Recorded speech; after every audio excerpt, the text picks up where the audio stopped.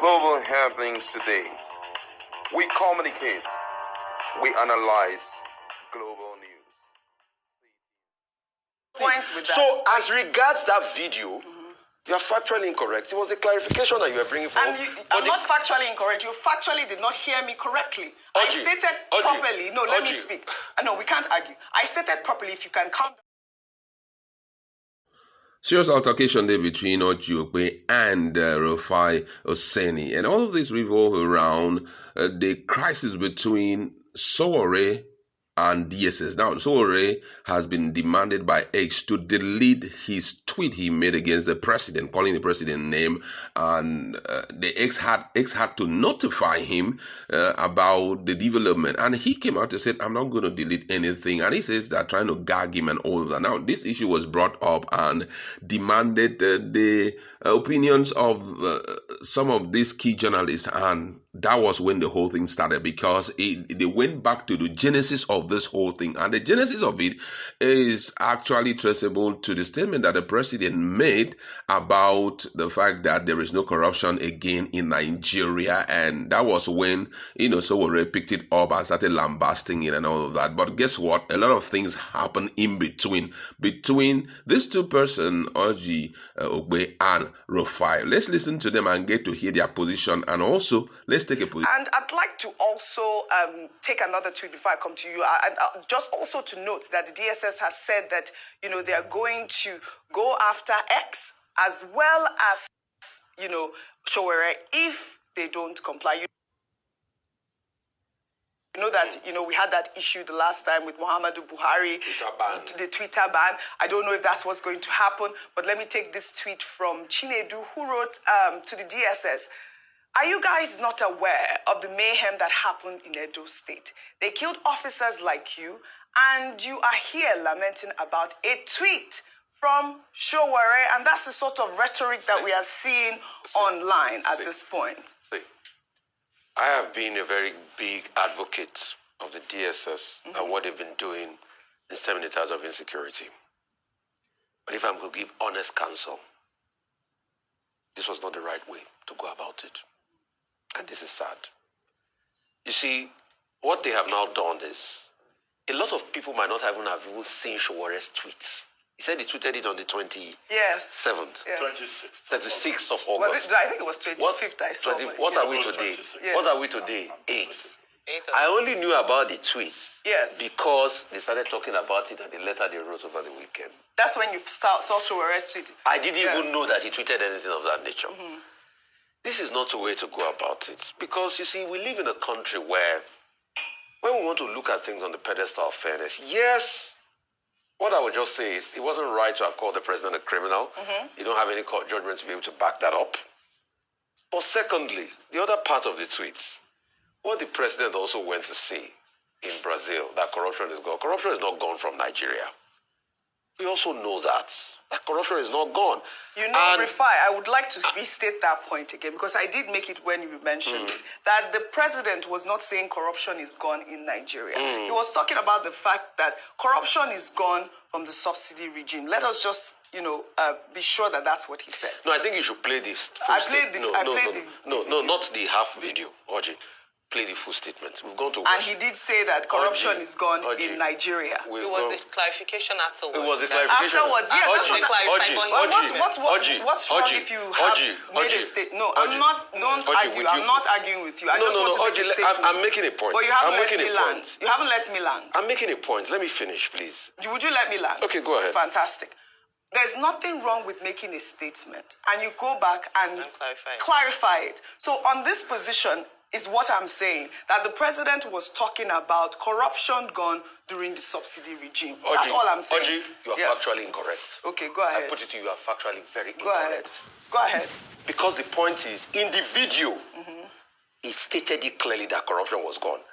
That means you didn't hear what I just said. Wait, whatever that they sent to be the clarification was not what the president said initially in the video. But he clarified. So clarifying is an afterthought. The question is, wait a minute, let me finish. The question is, did the president say corruption is gone or not in the video? He said it. He did. We played Clarify is an attempt to spin afterwards to be able to mitigate the impact of what the president said. And why must we have a country that when the president speaks, we are clarifying every time? That's just it. So as regards that video, you are factually incorrect. It was a clarification that you were bringing forward. I'm not factually incorrect. You factually did not hear me correctly. I stated properly. No, let me speak. No, we can't argue. I stated properly. If you can calm down and listen to me. Yes. We played a video here. Yeah. And the video said corruption is gone. The next day, I came on this set to present the clarification from the federal government. And I stated to you, what is wrong with making a statement and going back to correct it? And you said that we cannot keep making statements and correcting it. Ojy, I deal with facts. So what do you mean I'm The factually factual correct? disposition of the video shows that the president said corruption is gone. Okay, I think that's just it. Okay, so let me proceed. I think what please. would matter to me... There are many points. No, I'm not finished speaking. You cut me in half the way. Because you're trying to prove your points, Ojy. You cut me in half the way. Okay. What I'm trying to say is, Ayo, please let me make my point. And let me make it to the end.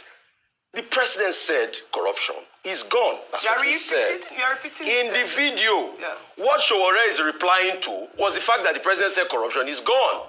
Factually, that was not correct. He might put a clarification as an addendum afterwards. Secondly, on my point on the DSS, what is happening is the fact that when you start to say, okay, let's cherry pick, people will now ask you, what about what is happening in Edo when NSCDC officials were killed? Why do we talk about? What about the people inciting violence online? Because the DSS statement talked about inciting violence, and the next thing, you are not doing anything. We are in this country when Bayo and Onuga came out openly to say that this should be the last time the Igbo should put mouth in Lagos politics. Right. And he also doubled down on the statement. Why didn't we have a level of control and contrition? So that's why I said going through this route is a route that will not benefit anybody. All right. That's just my point. That's your point. Can I just make a point?